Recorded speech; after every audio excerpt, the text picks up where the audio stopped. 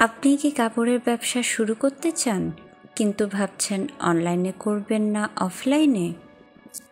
আজকের ভিডিওতে জানাবো দুটো মডেলের সুবিধা অসুবিধা এবং কোনটা আপনার জন্য উপযুক্ত হতে পারে।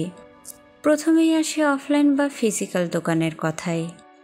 এখানে আপনি নিজে দোকান খুলবেন, ক্লায়েন্ট এসে কাপড় দেখে কিনবে।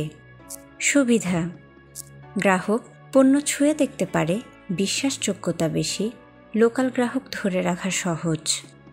চ্যালেঞ্জ: দোকান ভাড়া, স্টাফ খরচ নির্দিষ্ট জায়গার মধ্যেই সীমাবদ্ধ। এখন আসি অনলাইন ব্যবসায়, যেখানে ফেসবুক, ইনস্টাগ্রাম বা ওয়েবসাইটে আপনি ছবি দিয়ে বিক্রি করবেন। সুবিধা: দোকান ভাড়া লাগে না, দেশব্যাপী বা আন্তর্জাতিকভাবে বিক্রি সম্ভব, 24 ঘন্টা খোলা থাকে।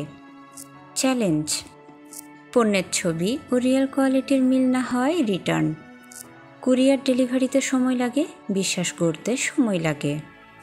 আপনার যদি পুঁজি বেশি থাকে এবং মার্কেট প্লেসে দোকান খুলতে পারেন তাহলে অফলাইন উপযুক্ত।